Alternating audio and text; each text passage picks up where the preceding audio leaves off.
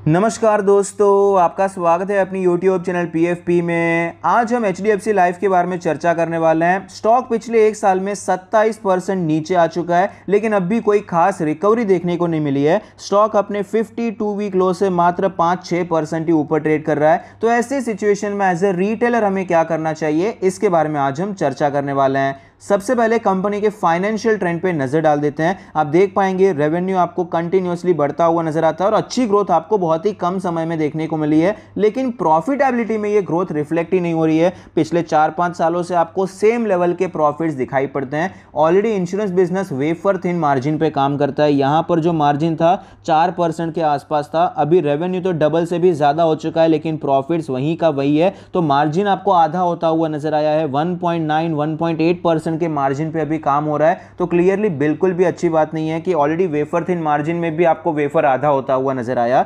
ऐसा नहीं है कि सिर्फ HDFC लाइफ के साथ ऐसा हो रहा है। इंश्योरेंस कंपनीज में फिलहाल ये प्रॉब्लम देखने को मिल रही है। कोविड के बाद आपको मार्जिन्स गिरते हुए नजर आते हैं। चाहे आप SBI लाइफ के बारे में बात करें या फिर कोई भी दूसरी इंश्योरेंस कंपनी के बारे में बात करें, सेम सिचुएशन आपको नजर आती है। शेयर होल्डिंग पैटर्न के बारे में बात करें, टोटल प्रमोटर होल्डिंग 51.52% है, जिसमें से कुछ भी प्लेज नहीं है। Mutual fund 5%, other DII 2%, FII 27.5%, retail and other category में 14% की हिस्सेदारी है। शेयर होल्डिंग पैटर्न तो अच्छा है। रीसेंट ट्रेंड के बारे में बात करें, म्यूचुअल फंड अपना स्टेक कम कर रहे हैं। अदर DII आपको यहां पर कोई खास मूवमेंट देखने को नहीं मिला, उसी एक रेंज में आपको थोड़ा बहुत ऊपर नीचे होता हुआ नजर आता है। FII के बारे में बात करें, इनका स्टेक कम हो रहा था, लेकिन लास्ट क्वार्टर में आपको ये स्टेक बढ़ता हुआ नजर आया है। और रिटेल एंड अदर कैटेगरी में भी कोई बड़ा चेंज देखने को नहीं मिलता है। तो लेटेस्ट ट्रेंड के हिसाब से, रीसेंट ट्रेंड्स के हिसाब से भी कोई मेजर यहां पर कोई घबराने वाली चीज तो मुझे नजर नहीं आती। वैल्यूएशन के बारे में बात करें, PE रेशियो 84 है, प्राइस टू बुक रेशियो 7.14 है, जबकि सेक्टर का काफी ज्यादा सस्ता नजर आ रहा है। मेरे हिसाब से यहां पर कुछ गलत है, सेक्टर का इतना ज्यादा सस्ता नहीं है। अगर हम दूसरी कंपनीज को देखते हैं, जैसे कि LIC हो गया, SBI life insurance, ICICI life insurance, इतना ज्यादा आपको सस्ता नजर नहीं आएगा। PE वैल्यूएशन अगर आप देखने जाएंगे तो वो भी आपको 80 से 100 की रेंज में ही नजर आता है। तो सेक्टर के साथ ही चल रहा है, उसमें कोई डाउट नहीं है। स्टॉक के चार्ट पर पिछले एक साल से वीकनेस ही चल रही है। 700 रुपए के लेवल से गिरावट हुई, 500 के लेवल पे सपोर्ट लिया, 600 तक गया, वापस उसी रेंज में आपको ये ट्रेड करता हुआ नजर आता है और लोअर साइड पे फिलहाल ये ट्रेड कर रहा है। ये स्टॉक अपने सारे मूविंग एवरेज के नीचे है। डेली RSI 43 का लेवल है। मोमेंटम देखिए अच्छा तो नहीं है, लेकिन नीचे के लेवल से थोड़ी बहुत रिकवरी आपको RSI में देखने को मिली है। अब डेली चार्ट पे इंपॉर्टेंट लेवल्स के बारे में बात करें, जो सपोर्ट हमें यहां पर नजर आता है 520 के आसपास का हमें डेली चार्ट पे सपोर्ट नजर आता है। रेजिस्टेंस हमारा इमीडिएट रेजिस्टेंस 550 के आसपास है। वीकली चार्ट पे चलते हैं। वीकली चार्ट पे देखने जाएंगे, सपोर्ट हमारा यही है, 500 से करके 520 का जोन एज अ सपोर्ट नजर आता है। और वीकली चार्ट पे रेजिस्टेंस अगर देखने जाएंगे तो हमारा रेजिस्टेंस 600 रुपए का लेवल हो जाता है। और मंथली चार्ट पे भी आपको ये सेम लेवल से नजर आते हैं। यहां पर आप देखेंगे कि 3-4 महीने से गिरावट हुई, उसके बाद आपको ये कंटिन्यूअसली 7-8 महीने से एक ही रेंज में ट्रेड करता हुआ नजर आया है। तो जिस भी साइड पे ये ब्रेकआउट होगा तो एक अच्छा खासा मोमेंटम वहां पर आपको देखने को मिल सकता है। और जिस प्रकार के फिलहाल यहां पर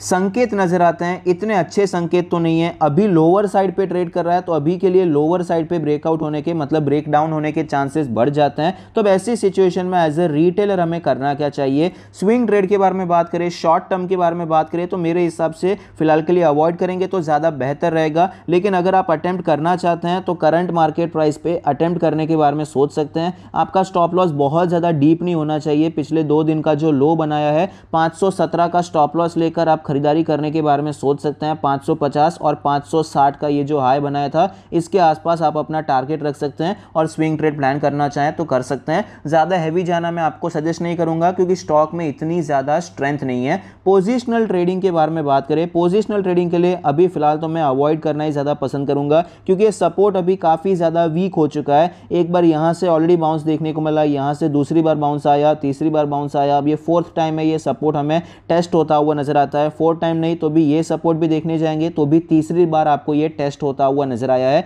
और ओवरऑल चार्ट का जो स्ट्रक्चर है, जब से लिस्टिंग हुई है तब से भी कोई बहुत ज्यादा स्ट्रांग नहीं है। तो पोजिशनल ट्रेड अभी सपोर्ट पे खरीदने से बेहतर मैं तो यही प्रेफर करूंगा ये स्टॉक जब भी 600 के ऊपर जाएगा तब हम वहां पर खरीदारी पोजिशनल ट्रेड के लिए करना प्रेफर करेंगे। अभी के लिए वेट एंड वॉच है। लॉन्ग टर्म के बारे में बात करें तो लॉन्ग टर्म के लिए एचडीएफसी लाइफ खराब कंपनी नहीं है। ऑफकोर्स इंश्योरेंस सेक्टर में काफ़ी ज़्यादा अच्छी अपॉर्चुनिटीज़ हमें नजर आती है। कोविड के बाद तो ये अपॉर्चुनिटीज़ और भी ज़्यादा बढ़ चुकी है। भले ही इसकी वजह से प्रॉब्लम हुई है, उसमें नो डाउट पूरे इंश्योरेंस सेक्टर को बहुत ही बड़ा झटका लगा है, लेकिन इंश्योरेंस की अवेयरनेस बढ़ चुकी है तो इससे फर्क तो पड़ेगा, क्योंकि पेनिट्रेशन इंश्योरेंस का काफ़ी कम है। तो इससे पेनिट्रेशन आपको बढ़ता हुआ नजर आएगा। लोगों में जो एक डर का माहौल बन गया था, इससे अभी इंश्योरेंस को लेकर जागरूकता फैल गई है, तो इससे आपको बिजनेस तो बढ़ता हुआ नजर आएगा। कंपनी अच्छी है, लेकिन अभी फिलहाल दूसरी कंपनीज बेटर परफॉर्म कर रही है। एसबीआई लाइफ का जो रीसेंट परफॉर्मेंस रहा है वो कंपैरेटिवली बेटर रहा है। आईसीआईसीआई का भी परफॉर्मेंस आपको बेटर देखने को मिला है।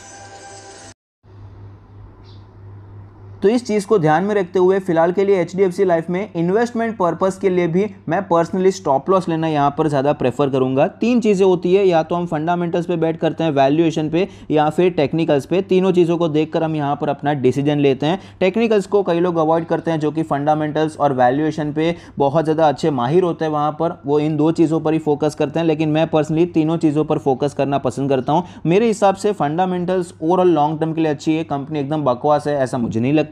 वैल्यूएशन के बारे में बात करें तो ऐसा नहीं है कि दूसरी कंपनी सस्ती मिल रही है, पीयर से कंपेयर करते हैं तो वैल्यूएशन भी कोई ज़्यादा महंगा नहीं है, लेकिन टेक्निकली काफ़ी ज़्यादा वीक नज़र आता है। तो अगर मुझे यहाँ पर फंडामेंटल और वैल्यूएशन में दूसरी अच्छी कंपनीज मिल रही है और साथ ही साथ उनके टेक्निकल्स भी अच्छे हैं, तो मैं पर्सनली उन्हें फिलहाल के लिए ज़्यादा प्रेफर करना चाहूँगा, जब तक के लिए एचडीएफसी लाइफ के टेक्निकल्स बेटर नहीं हो जाते हैं। तो अभी के लिए मैं यहाँ पर खरीदारी करना चाहूँगा तो करंट मार्केट प्राइस पर खरीदूंगा, लेकिन अगर 500 रुपये का लेवल डिसाइसिवली टूट जाता है तो एग्जिट करना मैं प्रेफर करूँगा। आई होप आपको ये वीडियो पसंद आता है, कुछ सीखने को मिलता है। Thank you, stay happy, happy investing.